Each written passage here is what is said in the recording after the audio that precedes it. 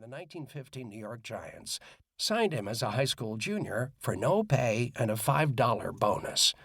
After nearly having both his hands amputated and cavorting with men twice his age in the tawdry hardscrabble minor leagues, he somehow ended up as the ace pitcher of the legendary Yankees. Over his 23-year professional baseball career, Hoyt won 237 big league games across 3,845 2/3 innings and one locker room brawl with Babe Ruth. He also became a vaudeville star who swapped dirty jokes with Mae West and drank champagne with Al Capone, a philosophizer who bonded with Lou Gehrig over the meaning of life, and a funeral director who left a body chilling in his trunk while pitching an afternoon game at Yankee Stadium. Within these chapters, Hoyt shares his thoughts on famous moments in baseball history, such as when he completed 27 innings without allowing an earned run over 3 games of the 1921 World Series. He does not hold back in assessing legends like Ty Cobb, Stan Musial, Rogers Hornsby, and Pete Rose, not just as players but also as people. He provides a window into 3 of the best-known baseball managers of all time, John McGraw, Miller Huggins, and Connie Mack.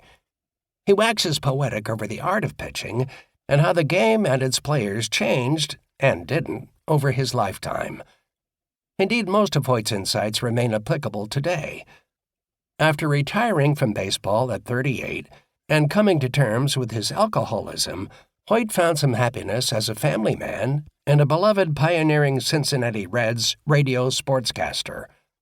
To this day, he is fondly remembered in the Queen City, particularly for his fanboy tribute to Babe Ruth on the day the slugger died. Hoyt spoke on air eloquently for more than an hour and a half, from the heart, without notes. Hoyt was, in fact, one of the very first former professional athletes to cross over as a game day announcer. Conventional thinking at the time was that players were too dumb and inarticulate to be on the radio. True to form, Hoyt, who had a Websterian vocabulary spiked with a Brooklyn accent, defied the odds and cut his own path.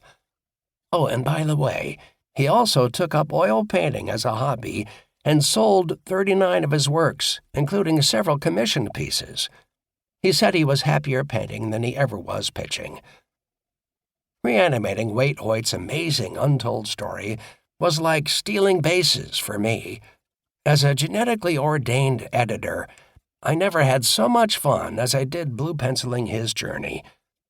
I made a career of crafting and publishing profiles of high-profile marketing executives from companies including Procter & Gamble, Coca-Cola, and Disney by recording our conversations and then organizing their words to tell the story.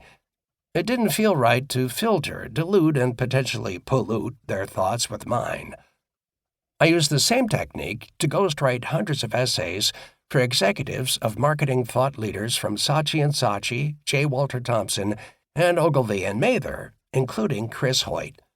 Naturally, I pieced together the boxed fragments of a remarkable, yet mostly buried, life in Waite Hoyt's own inimitable style. The man was nearly 40 years dead, but his voice was very much alive and well, and remarkably like Chris's. It was only right that someone revered as a master storyteller should be allowed to tell his own story as it had never been told before. Being a ghostwriter took on a whole new meaning for me.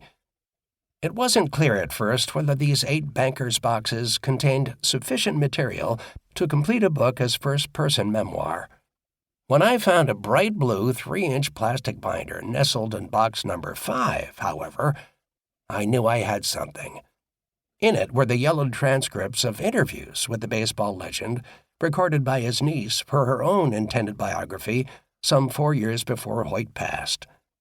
Ellen Frell Levy graciously gave her permission to use these verbatim transcripts, which, with editing and arranging, provided the backbone of this book. For the rest, I filled in with bits and pieces of Hoyt's own previous memoir attempts and the transcript of an epic speech he gave before Alcoholics Anonymous, along with snippets of various letters and notes, some of which provided critical guidance as to how he wanted his memoir to read and what he wanted to accomplish. He envisioned his story as that not only of a baseball player, but also as a man in conflict with himself.